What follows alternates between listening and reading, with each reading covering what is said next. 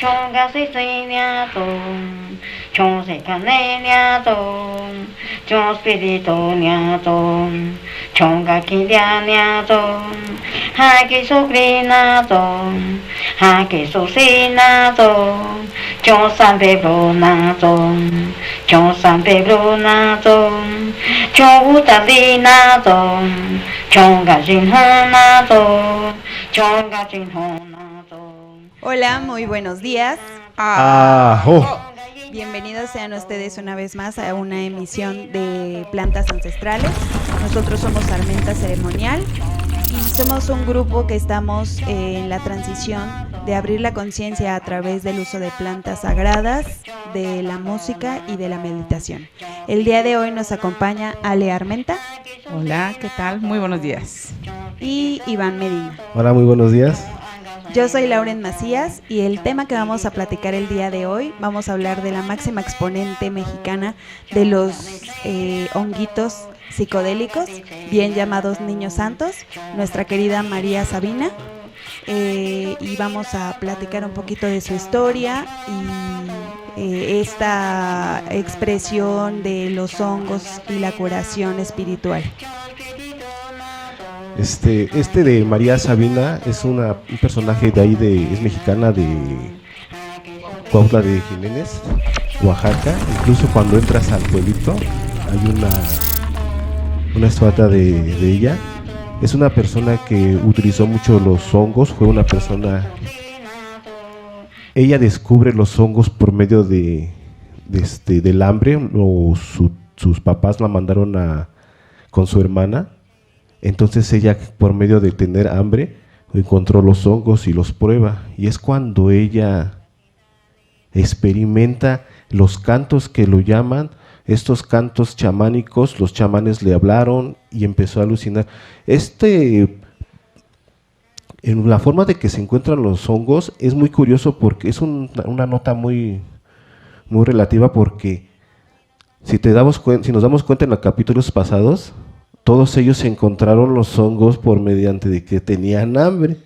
Fueron y buscaron y tenían hambre. Que en el caso de María Sabina, encontró los hongos y de ahí ella retomó lo del chamanismo, y cuando agarró fuerza fue cuando se dice que cuando su hermana estaba enferma, ella se comió unos hongos para saber que los hongos le dijeran qué es lo que tenía mal.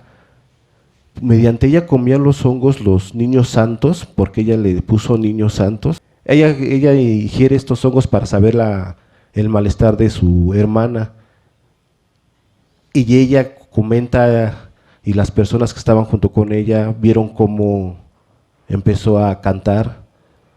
Al cantar ella, todos los sonidos que escuchaba en el alucinaje que tenía, en su percepción aumentada que tenía, empezó a cantar para saber qué tenía su hermana y para poder curarla. Se dice que fueron casi 3 días de la ingesta de estos hongos mágicos. De estos honguitos, sí. Recordemos que María Sabina sí viene de Cuautla de Jiménez, Oaxaca, y vivía en extrema era muy pobre. Muy pobre su familia.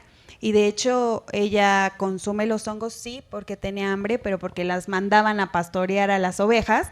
Y entonces iban al cerro y ahí estaban todo el día y bien comían las ovejas, pero ellas no comían nada. Entonces con esa necesidad, el hambre que ellas tenían, ella y su hermana Mariana, y ya conocían los hongos, pero siempre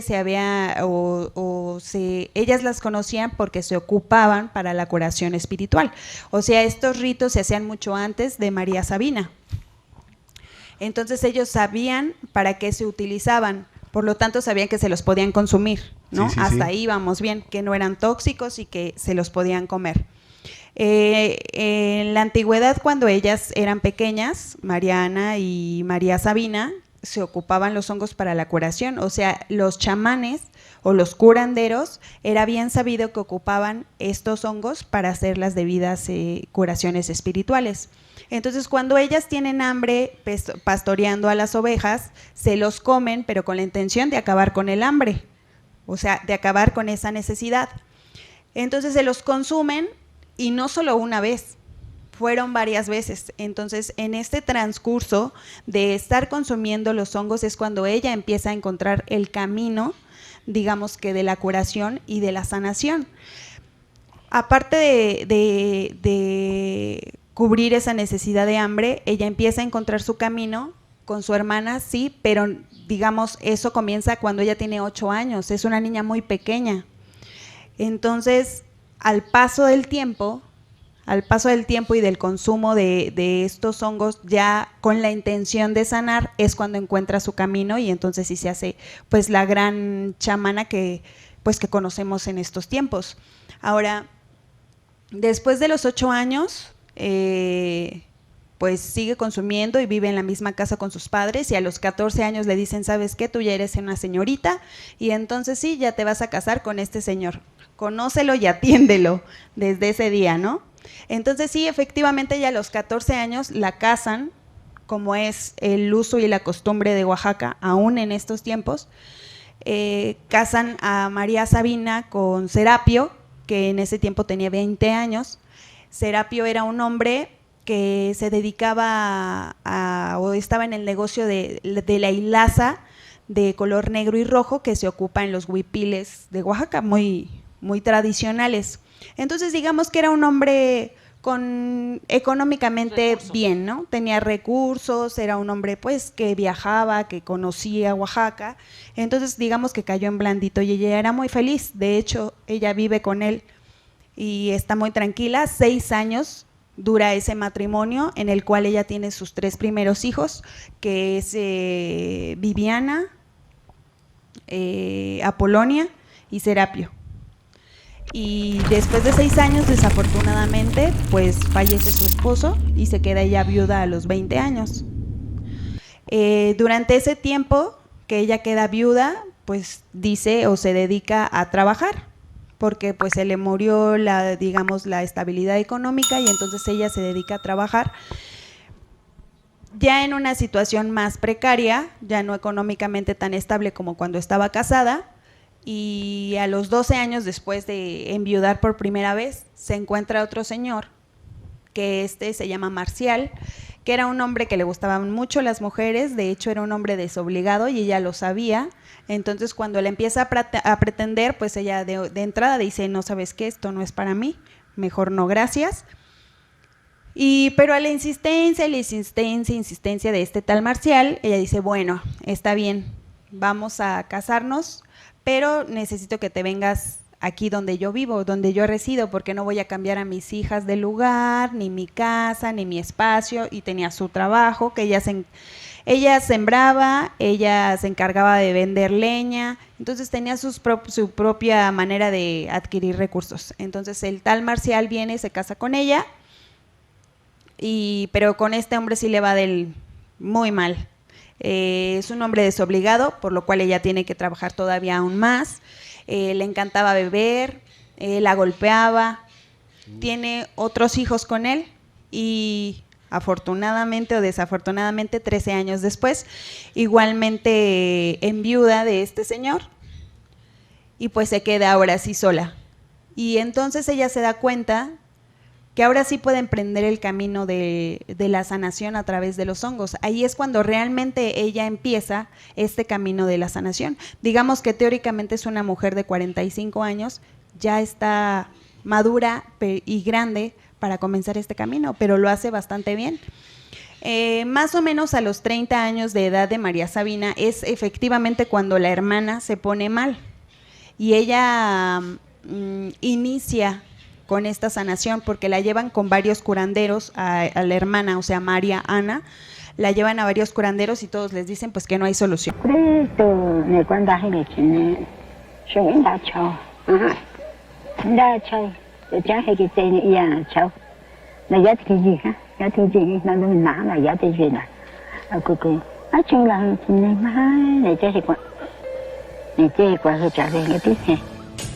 Decía que se come 30 pares de honguitos, o sea, 30 familias de hongos, que sí efectivamente dura 3 días este viaje, esta sanación y esta curación, y es cuando ella empieza a hacer todos estos cánticos muy particulares de María Sabina, que de hecho en todos los documentales pues vienen estos cánticos que ella hacía en su lengua materna, que era el mazateco. Bueno, digamos que dice que se tomó 30 dosis. Ellos lo manejan, se llaman pares, y son como unas hojitas de plátano, y bueno, son hojas de plátano, y ahí ponen los pares, que son la familia de honguitos, una familia de honguitos que se recolecta. Y esa familia pueden ser 3, 5, 7, depende, o sea, ahora sí que pues ellos saben, ¿no? Ahora sí lo que traiga la familia, ¿no? Sí, Si es uno o dos. porque habíamos dicho que hay unos honguitos que de hecho crecen hasta 30 centímetros. Yo creo que con una familia de 4 como más que suficiente. Entonces, ahorita al escuchar que se tomó unos 30, yo también había sabido que eran de 30, 60, algo así, 70 pares para 3 días. La realidad es que lo habíamos platicado de que si te tomas, no sé, 30 pares, por mucho que sean, a los 4 o 5 horas ya viene para abajo. El bajón. Digamos, viene para abajo la experiencia. Entonces eso me hace suponer que para que ella pudiera estar 3 días así, se lo estuvo tomando paulatinamente. ¿Qué quiere decir? Que primero se tomó, no sé, 1 o 2 pares, y después cuando ella ya sentía que iba hacia abajo, volvía a ingerir otros 2, 3 pares, y cuando volvía a sentirse así, porque la psilocibina, al contrario de otras plantas que ya hemos platicado, como la ayahuasca o como el peyote, produce cierta tolerancia. ¿Qué quiere decir eso? De que cada vez necesitas la misma dosis y un poquito más. El extra. Así es. Hay que elevarlo más. Entonces, haz de cuenta que si tomaste 2, para la próxima igual puedes tomar 2 y un poquito más. Y después otro poquito más y otro poquito más, porque tu cuerpo se va haciendo tolerante. Entonces, yo me imagino que al final, pues no sé, igual 8, 9, 10, no sé cuántas se tuvo que tomar. Y también en ese viaje, en esa experiencia, ella relata que se encuentra a unas personas que le dan un libro, que le dicen que ese libro es el libro de la sabiduría, que ahí va a encontrar todo lo que necesita, tantos remedios, cánticos, conocimiento de plantas, conocimiento de enfermedades y todo. A ella se lo dan. Y de ahí ella empieza a curar. De hecho, ahí es donde encuentra el remedio para sanar a su hermana, que ya todos los médicos la habían desahuciado. Y digamos, en ese ámbito donde ella se mueve, independientemente de los médicos, pues más bien eran todos los curanderos de los que ella se había rodeado, pues ya también la habían desahuciado. Y cuando ella de alguna forma demuestra, porque lo demuestra, ¿no?, que ella la cura con los cánticos, que esos cánticos también se los dan allá en esa experiencia. Es muy importante resaltar eso, porque en otras pláticas también habíamos comentado, cuando habíamos platicado de lo del peyote y la guachumita, que cuando estás en ese tipo de experiencias recibes mucha información, y ahí la gente a veces se inspira, como habíamos comentado, de un pintor que se apellida Gray, y se inspira para hacer sus pinturas. Hay gente que con ese tipo de experiencias ha escrito sus libros, y infinidad de personas que han hecho pinturas, construcciones, inclusive la música, eso es muy importante también. Mucha gente se ha inspirado en lo que escucha ya, para que aquí lo viene y lo plasma y lo hace una realidad, ¿no? Tan solo cuando hablamos de música nos podemos remontar a lo que son los mandalas ya escritos, que son notas musicales que están plasmadas ahí y las puedes, digamos, tocar aquí, ¿no? Entonces, digo, le dan ese libro, ella encuentra los cánticos y digo, los cánticos son interesantes porque ella dice, soy mujer águila, soy mujer tierra, soy mujer guerrera, todo en su idioma, ¿no? Entonces, a raíz de que ella hace esa curación, voltea, o sea, es objeto de la mirada de todos los curanderos y chamanes en ese momento que hay en Huautla de Jiménez, y así como que, ah, caray, esta mujer, sí, ¿cómo, cuándo, de dónde salió eso, no? Entonces, como que hay cierto, desde ese momento hay cierto recelo hacia ella, porque pues ella no pertenecía ni a la familia de curanderos, ni a la familia de chamanes. No tenía un linaje de... Exacto, no venía de ese linaje que a pesar de que ella desde chiquita había visto que se utilizaba para eso por los curanderos y sabía para qué era, no provenía directamente de ese tipo de linaje. Sin embargo, al momento de acceder a ese tipo de conocimiento, hay cierto recelo y aparte por su condición de mujer, porque digo, estaban en Huautla en esa época, con esa idiosincrasia, esa cultura, entonces tenía muchas cosas en contra, sin embargo se avienta por la necesidad extrema de salvar a la hermana y la salva, ¿no? Pero se hace como reguero de pólvora cuando se sabe que salva a la hermana y que todos los demás curanderos no lo pudieron haber hecho, ni los médicos, entonces luego se empieza a extender su fama, ¿no? De como de curandera. Sí, es interesante ver cómo, digamos, de este pueblo pequeño de Oaxaca, Huautla de Jiménez, salta ya a ser mundialmente famosa y conocida por los hongos. Pero fue gracias a un científico de Estados Unidos que fue el que le dio pues ese empujón, empuje, ¿no? Ajá, ese empuje para que ella pudiera ser conocida. Exacto, creo fue en el 1955 donde Gordon viajó a México porque que escuchó que había una curandera que usaba los hongos. Entonces él cuando viaja y lo testifica, lo ve, él vuelve a regresar con fotógrafos. María Sabina le dice, puedes tomar las fotografías que quieras, pero no las puedes documentar. Esta documentación salió, lo que yo leí 5 años después, es cuando ya todos se dejaron venir, mexicanos y extranjeros de todos lados. Parecía que dijeron, aquí está el punto, el epicentro donde está la sanación, la salvación, y que otros lo vieron mal, que era la época que no nacía los hippies. Ajá. Que ellos querían experimentar nada más, vamos a ver qué se siente. No iban con un propósito, ellos iban, voy a ver qué se siente. Pero es una experiencia de María Sabina tan grande, de 3 días de ingesta de los hongos. Yo no me explico qué vio ella, si yo con una noche de ayahuasca todo lo que veo, ahora ya 3 días, ese estuvo muy, muy fuerte, que él vio los libros, los ancestros que le dijeron cómo curar, cómo cantar, cómo moverse, cómo todo. Me imagino que cuando ya se le acababa la dosis y tenía que tomar otros honguitos, me dices tú que éramos tolerantes, yo me tomé 1, ahora me tomo 2, la otra me tomo 3, me tomo 4, 5, 6, hasta llegar a la familia del honguito, todo su árbol genealógico, ya me lo aventé.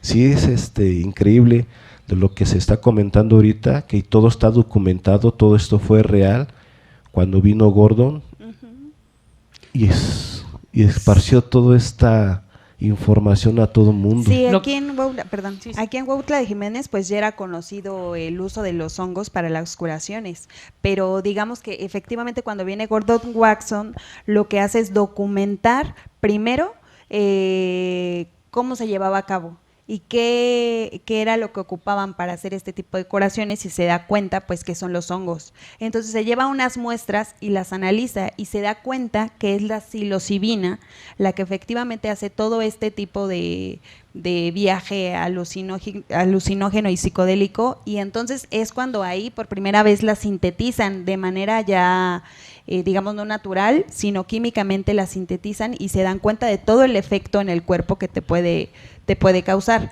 Pero científicamente Gordon Watson lo que hace es escribir acerca de la ceremonia de los niños santos, y entonces da a conocer todas sus propiedades benéficas, que ya era la curación, que ya era con esta parte de espiritualidad, de curar el alma, de la conexión con Dios y demás. Y estos artículos salen en revistas muy famosas de Estados Unidos, como el periódico New York Times, en la revista Life y en todo. Entonces él es el que empieza a escribir acerca de esta psilocibina y los hongos, y María Sabina como máximo exponente, y es cuando la da a conocer, primero en Estados Unidos, y recordemos que en esa época era cuando estaba toda la parte de exactamente los hippies, amor y paz, y era cuando se consumían los psicodélicos a diestra y siniestra. No solo, bueno, en este caso todavía apenas da a conocer los hongos alucinógenos, pero ya estaba el LSD, ya estaba el DMT, todo eso era lo que se consumía en ese tiempo. Entonces, cuando él dice, oye, hay otro psicodélico también, pues todos vamos. Vamos. Ajá. De hecho, ¿qué pasó? Se dejan ir en desbandada, todos dejan a Cuautla de Hubo un Jiménez, campamento ahí. hacen un campamento y empezó a llegar tanta gente que realmente se quedó a vivir ahí. No, fue tal literalmente la invasión a los alrededores de donde vivía ella, que en realidad siempre vivió en un cerrito, que ya todo el cerro estaba copado de puras casitas de campaña, que tuvo que llegar el ejército a desalojarlos. Sí, de verdad, porque se les llama, bueno, en ese momento se les llamaba groupies, ¿no? A ese tipo de personas. Puro groupie ahí, queriendo constantemente agarrar los honguitos y de hecho, pues ya como estabas ya en el cerro, ya tenías acceso directo, pues ya ni siquiera a María Sabina, ya iban directo, agarraban sus honguitos, y era lo que de alguna forma María Sabina reprobaba el hecho de que se pudiera comer el hongo sin el contexto ceremonial, sin decir, ella tenía clarísimo que el hongo, por eso le decía sus niños santos, porque la conectaban con la divinidad, cual sea que sea la divinidad de cada quien, a ella la conectaba con su divinidad de ella. Entonces era un objeto santo, eran unos seres vivientes santos, eran unos niños santos los que la conectaban. Para tener ese contacto es qué me va a decir la divinidad, no es, ay, déjame ver que se siente un pasonzote. No, entonces ella reprobaba mucho ese acto de decir, bueno, ¿por qué quieres tú comer niño santo? No, pues nada más para experimentar. Pues, yo creo que igual y mejor vete a echar unas chelas o algo así, ¿no? Entonces ella reprobaba mucho eso hasta que llegó el ejército. Vámonos y para a afuera. todos, vámonos para afuera. Pero así como llegaron groupies, llegaron grandes personalidades, ¿no? También. Sí, de Estados Unidos y mexicanos también. Y gente que se aprovechaba de ella, porque digámoslo, María Sabina era muy famosa porque no hacía este tipo de curaciones con la intención de ganar algo económicamente. De hecho, ella era famosa porque decía, déjame lo que sea tu voluntad. Entonces, pues sí venía mucha gente. Y sí reprobaba esa parte de los groupies porque ella bien les llama veladas a sus ceremonias. Bueno, les llamaba veladas a sus ceremonias y ella las hacía con esa intención de curar. Y cuando vienen estas personas con el afán de solo sentir los efectos psicodélicos del hongo, y aparte se quedaban ahí, aparte cavaron con todo lo que encontraron, o sea, no solo hongos, con todo, porque la verdad es un pueblo muy pequeño y económicamente pues no es muy bondadoso que digamos, y entonces ahí vivían literalmente. Entonces sí, cuando llega el ejército pues los quita a todos y recordemos que de por sí María Sabina pues la tenían con recelo los curanderos. Ahora, por haber distribuido los secretos de los hongos de los niños santos, pues más reprobada. Y después que toda la gente vino, se llevó los hongos, los consumieron como quisieron y demás, pues todavía peor. Lamentablemente, digamos que la gente de la zona de Cuautla Jiménez, pues no la quería. Literalmente llegó un momento en que ya Sí, sí. La sacaron del gremio de curanderos. Sí, no, y aparte, o sea, una de las repercusiones muy, muy fuertes que tuvo María Sabina en ese sentido, principalmente por dos cosas, como tú dices, la económica, porque los otros curanderos y chamanes que había ahí en Huautla, sí, en efecto, su medicina mágica o su medio mágico eran los hongos. Al darlos a conocer María Sabina, pues María Sabina se hace famosísima, eso se lo reprueban mucho, pero también le reprueban mucho que ellos sí cobran. Ajá. Entonces, digamos, no sé, yo cobro... Tenían tarifas, es ¿no? un decir, ¿no? Que cobraban 100 pesos, ¿no? Por ¿Qué sesión. síntoma tienes? Pero si María Sabina atendía a 100 personas al día, entonces los curanderos le echaban cuentas y es un hombre, esta mujer se está haciendo millonaria. Está forrando. Sin saber que no cobraba. Sin saber que no cobraba, entonces ellos sentían que ella tenía mucho dinero, cosa que no tenía. Y aparte, el haber dado a conocer a nivel mundial el hongo, la psilocibina y los efectos benéficos que pudieran tener, a ella realmente le cuesta caro y le cuesta carísimo porque desgraciadamente empiezan a asesinar a sus hijos hombres, a los varones. De hecho, ella se queda sin ningún hombre. A sus hijas las dejan. Su segunda hija es Apolonia. Ella es la que de alguna forma le sigue los pasos, siempre la acompaña desde pequeña a sus ceremonias, a sus veladas, a sus cantos, a todo lo demás, y ella va aprendiendo. No sé si el espíritu o en sus viajes le hayan dicho que ella era la indicada o simplemente fue porque, digo, aquí no hay azar ni coincidencias, entonces yo creo que era la indicada. Que años más tarde, en el año exactamente 2000, yo conozco a Polonia. Voy a hacer un estudio de campo de mi carrera y llegamos ahí a Huautla de Jiménez, íbamos a hacer un estudio comparativo de lo que era una ceremonia chamanística mexicana y una ceremonia ecuatoriana. Entonces escogimos ir a Huautla de Jiménez, pasamos 1000 peripencias porque en ese momento, como había pasado ya lo de María Sabina y todos los demás curanderos estaban reacios, ya era como muy hermético poder llegar en ese momento. Bueno, finalmente llegamos con con Apolonia y íbamos varios integrantes del equipo de trabajo por parte de la universidad y se hace una ingesta de eso ahí con Apolonia, y una compañera mía está en plena experiencia y yo estoy documentando pues todo. Tanto el contexto, la velada, todo el ritual que se lleva, que se hace una limpia, que se hace una dieta, todo empiezo yo a documentar y me dice ella, es que déjame aquí, en plena experiencia ella, y yo, ¿cómo déjame aquí? Sí, ya no me hables. Entonces, bueno, a nivel psicológico hay que tener siempre un punto de realidad. Cuando uno tiene ese tipo de experiencia, siempre nos va a servir mucho el tener un punto de realidad. Entonces yo le dije a ella, como yo estoy documentando, voy a hacer tu punto de realidad y te voy a estar hablando constantemente diciendo, oye, ¿estás bien? No se vaya muy alto. Como papalote. No le vueles muy alto, sí, estar con el hilito. Entonces yo le hablaba y llegó un momento que me dijo, ya no me hables. Ya, yo me voy a quedar aquí. ¿Y yo qué te pasa? Y me dijo, es que fíjate que hay unas personas, bueno, no me dice, es que ellos ¿quiénes? Ellos me están dando un libro y me prometieron que si yo me quedo aquí con ellos voy a dejar de sufrir. Ella tenía, digamos, algunos problemas emocionales muy fuertes en casa. Y pues yo me imaginé en ese momento que ella se estaba refiriendo a eso y me dijo, yo voy a dejar de sufrir, pero me tengo que quedar aquí con ellos. Me van a dar un libro, me van a enseñar a curar, me van a enseñar a hacer esto.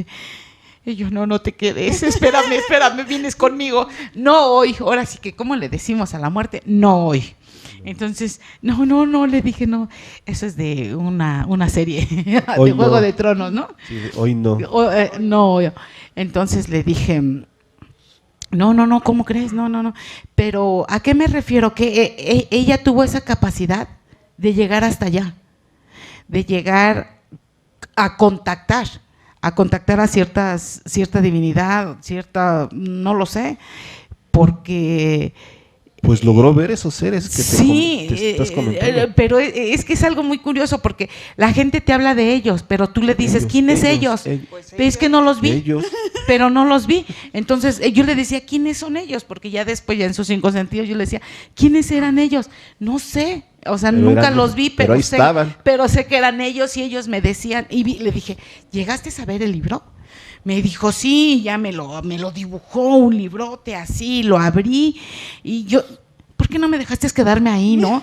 Creo que hasta la fecha me lo sigue reprochando que por qué no la dejé quedar ahí. Algo fue muy cierto, que cuando empezamos a hacer ese estudio de campo en la escuela, nuestra docente, la maestra, la que nos daba clase, nos dijo que existía ese riesgo de que te podías quedar en el viaje. Y sí existe ese riesgo, no con la psilocibina, aclaro, no con la psilocibina, pero sí hay otras plantas, sí hay otros psicodélicos, sí hay otras plantitas de poder con las que sí se corre ese riesgo.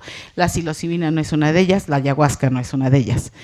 Pero a mí sí me dio mucho miedo de que mi amiga... Dije, ay Dios santo, ahora sí que ya venimos hasta acá y ¿cómo me la voy a regresar ya? Y se va a quedar. ¿Qué le digo a sus papás ahora? Ajá, cantando. Pues es que se oye eso como lo de Castañeda, ¿Sí? que él fue a documentar y él sí se quedó. Él aceptó el reto, pero yo no me atreví a dejarla a ella, ¿no? Porque dije, ahora sí, juntas llegamos, juntas nos vamos. Casi cuerda llegamos y cuerdas nos vamos. Y yo después le dije, bueno, si gustas hacerlo tú, por tu cuenta, tú sola, adelante, pero yo ya no me voy a sentir responsable, porque yo me sentía responsable, porque yo le dije, yo voy a documentar y voy a ser tu punto de realidad, voy a quedar yo cuidándote. Entonces yo no podía permitir que se quedara ahí porque yo me sentía responsable. Claro. Entonces, no, regrésate, por favor, amiga mía, regrésate. Diles, ¿no? Que sí, pero que vienes mañana. Diles que hay para el lunes, por favor. Entonces, me siento privilegiada de que pudimos estar con la hija de ella, de María Sabina. Estuvimos en lo que fue su casa. Apolonia nunca habló tampoco español, todo fue en su lengua mazateca. Estuvo con ella a su vez tenía 2 nietos que estaban ahí, era una niña y un niño.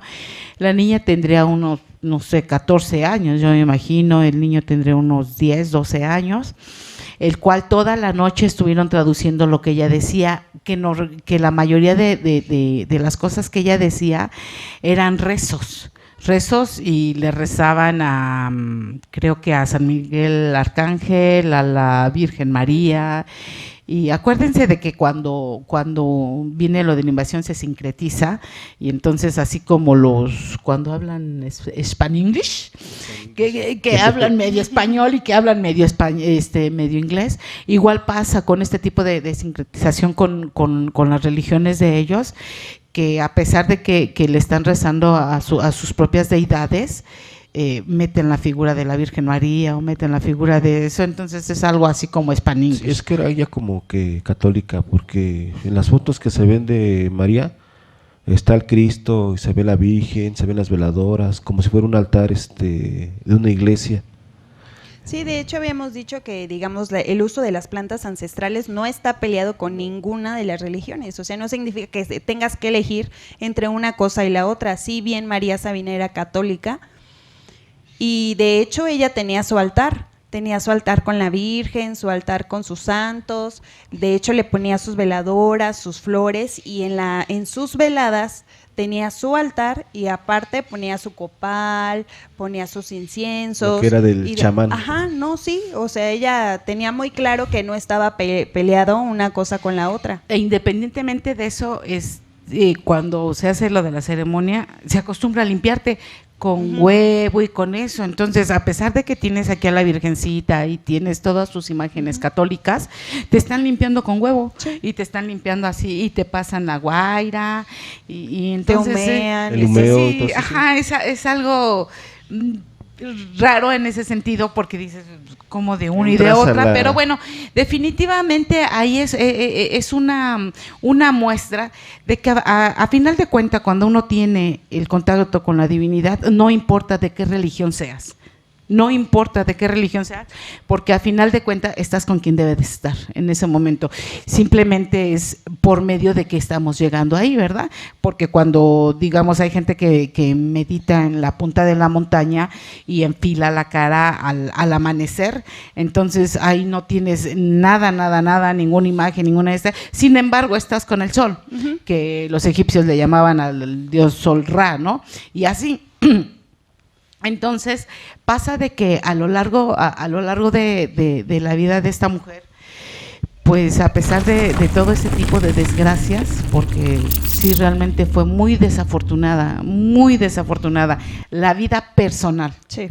La vida personal de María Sabina, porque bueno, se encuentra con la ex esposa de Portillo, que también la va a ver, y le promete que le promete el cielo, el sol, las estrellas y las perlas de la luna y bla, bla, bla. La realidad es que no. La última vez que fui yo cuando hace, no sé, 5 años más o menos, de haber ido, ahí está el Museo de María Sabina, en lo que fue su casita, la que le dio esta señora, y si observas es como un vagón de tren, así. Todo hecho de lámina. Un remolque ahí. Como un remolque, exactamente. Y tú dices, ¿es en serio?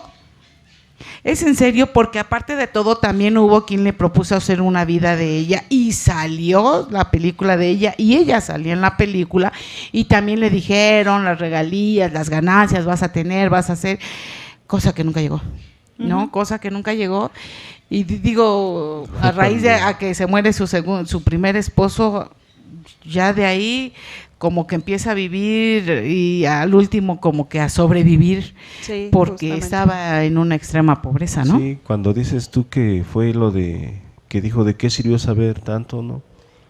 Pues ya al último de su vida, ella reflexiona y se cuestiona si realmente valió la pena haberle dedicado la vida a ayudar a las personas, a sanar a las personas, a mostrarles el camino, a cambio ¿De qué? de su vida, Ajá. de su vida familiar, porque perdió a los hijos, porque sus 2 esposos ya no estaban, a cambio de, digamos, de estar ella sola.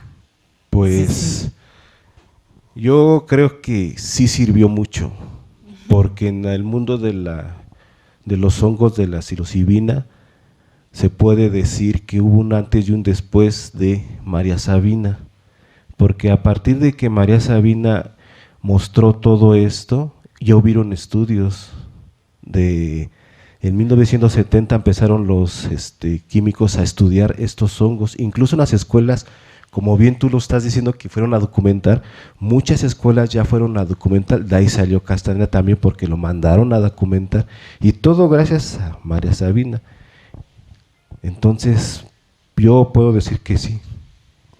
Bueno, yo también puedo decir que sí, pero cuando ella reflexiona en su dolor, No, en el momento sí. en su dolor de ella, no estoy segura que ella ya haya dicho, no, sí sirvió, ¿no? Haciendo cuentas y gané. No Haciendo creo. cuentas, No. yo creo que ella, pues, no sé, digo, dicen que el que no vive para servir no sirve para vivir. Entonces, si lo vemos desde ese punto de vista, ella sí sirvió para vivir y ella sí servía para, porque vivía para servir. Sin embargo, a nivel personal, yo creo que sí le daban ese tipo de nostalgia, ¿no? De pues sus hijos, su familia, el estar sola, porque las agresiones no acabaron ahí. O sea, las agresiones nunca acabaron con respecto a todos los demás chamanes y curanderos. Era objeto. Ella iban y le echaban cosas a su casa. Creo que le quemaron una vez la casa. Sí, una vez le quemaron su casita. Sí, o sea, las agresiones nunca acabaron. Entonces ella decía, ¿realmente vale la pena? Y eso me recuerda, tal vez, digo, es muy osado de mi parte tal vez, pero pues es la figura igual de Cristo. Exacto. O sea, realmente, como él decía, ¿no? O sea, ¿a qué vino? Digo, finalmente a mostrar un camino, y cómo terminó, digo, todos agradeciéndole, ¿verdad? ¿Cuál fue la forma de agradecerle? Pues crucificarlo a él, y vámonos. Igual, ¿cuál fue la forma de ¿cómo se llama? De agradecérselo a María Sabina? Pues igual, no dejarle un peso, porque digo, a pesar de que venía gente millonaria y multimillonaria, como los Rolling Stones, como los Beatles, y que John Lennon vino solo varias veces, y Walt Disney, gente realmente muy, muy pudiente. ¿Y cómo se lo pagaron? Con 2 pesos. O sea, yo creo que porque Dios es grande le dejaban 2 pesos y un dulce, ¿no? ¿Qué hubiera sido si realmente hubiera sido como los nuevos gurús que hay, que te dicen 30,000 pesos la sesión, si quieres, ¿no? O tanto un retiro de 2 días? Yo creo que se había vuelto multimillonaria, pero realmente lo hacía de corazón. Un retiro religioso ahorita está en 3,500. Por parte de la iglesia. 3 días, como lo hizo María Sabina, que se tuvo ingesta de 3 días.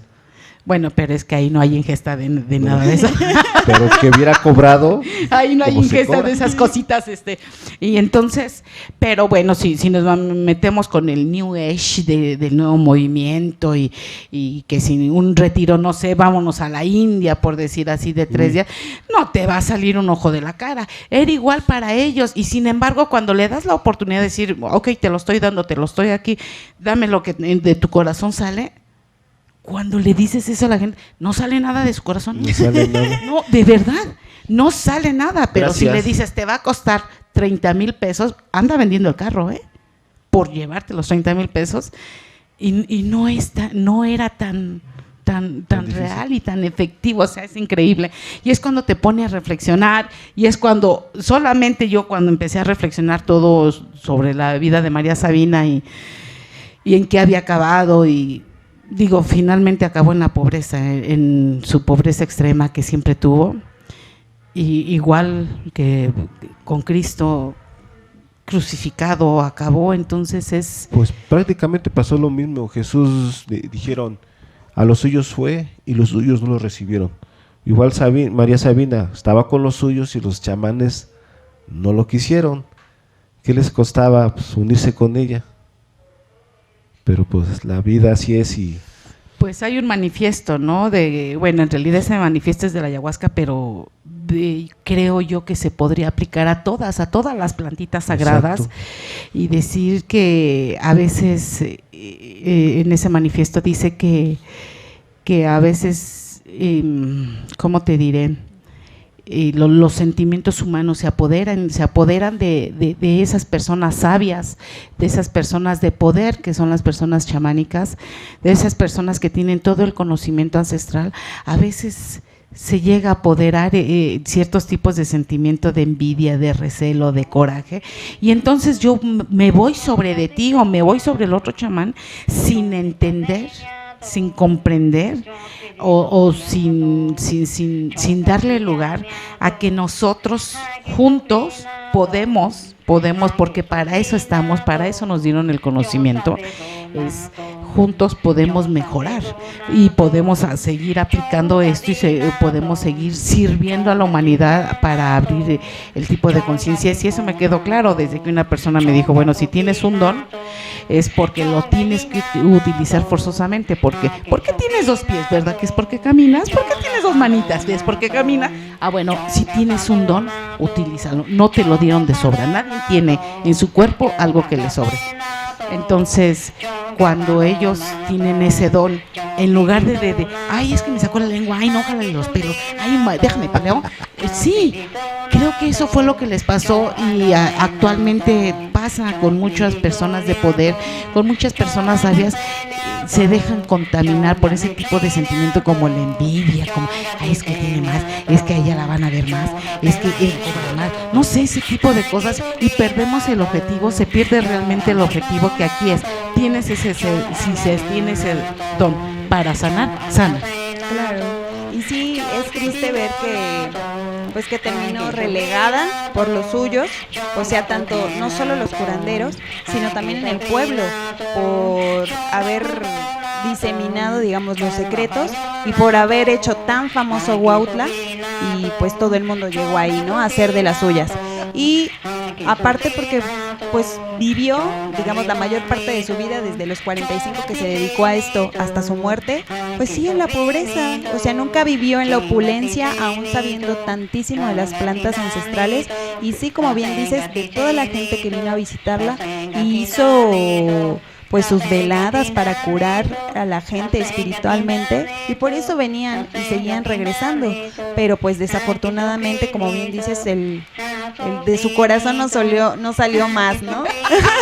Que se hubiera visto. Y sí, yo vi el documental que le hicieron de María Sabina y está muy bien hecho, me gustó. Se ve más que nada toda esta parte de sus veladas, cómo las hacía, qué era lo que llevaban, se ve mucho sus cánticos, se ve a Polonia, se ve una velada con, digamos, con participantes, con personas que están ahí, y pues de esas regalías, y efectivamente en las promesas, cuando le hicieron en documental, era una de esas las regalías, y otra, pues ponerle una casa, ¿no? Una casa decente, diría yo, pero no, al final sí le hicieron como como dices tú, un remolque. Sí, porque yo también fui al Museo de María Sabina, porque pues sí tenía curiosidad. Afortunadamente, la vez que yo fui, no sé si era su cumpleaños. Era una fiesta, sí. Sí, era su cumpleaños o una fiesta, y pues el pueblo estaba, echando cohetes y todo. Fue algo muy bonito, la verdad. Hermoso. Fue muy hermoso porque toda la gente se une ya a estas fechas, digamos, ahora sí que muerto. Ya se festeja. El muertito ya es santito. Cuando uno se muere se convierte en santo. Mismo, cuando uno ya entonces ya cuando se murió, ya todos a estas alturas ahora sí la celebran, que es su cumpleaños, que gracias, que gracias a María Sabina Huautla apareció en el mapa de México y cosas así. Pero sí fue algo muy emotivo. Sí, también entré al museo y de hecho te muestran ahí cosas como de su tiempo, ¿no? Y sus huipiles. Sus huipiles. Su tacita de café. Ajá, su tacita, sus fotografías. Su camita. Su camita, muchas fotografías de la gente que fue a visitarla. Y tú te preguntas, ¿no? ¿Y dónde quedó todo eso al final? ¿No? ¿De dónde quedó? Sus promesas. Todas las promesas, que la verdad jugaron con ella nada más, porque era una persona... Se aprovecharon mucho era una persona que no tenía ningún tipo de estudios, o sea, nunca fue a la escuela, porque en ese tiempo no se acostumbraba que las mujeres fueran a la escuela. Si la intención de una mujer era nada más nacer, crecer, y tener hijos y servir al marido. Y servir al marido, o sea, tu casa. No había de otra. Entonces, obviamente ella no sabía pues leer, mucho menos escribir, no sabía el valor del dinero, y pues siempre habló su mazateco, que era su lengua natal. Entonces sí, mucha gente vino a aprovecharse de esa parte, pero yo sí daría gracias a María Sabina por todo este conocimiento y sabiduría que ella logró obtener a través de esta planta ancestral, los niños santos. Y sí fue un costo muy alto lo que ella tuvo que pagar, pero pues muchas gracias. Pues muchas. Yo por mi parte le diría muchas gracias a María Sabina por su vida, obra y conocimiento y todo el legado que dejó, que como dices, ahora sí ya es una santa, ya la quieren, ya se le festeja su día. Esa vez que fuimos, sí estaba de hecho la fiesta y la casa y todo eso. Muchas gracias a María Sabina. Les recuerdo nuestras redes sociales, que es Armenta Ceremonial en Facebook, Instagram y YouTube. Nos vemos el otro martes a la misma hora. Muchas gracias por su tiempo, porque es lo único que no se puede recuperar en esta vida.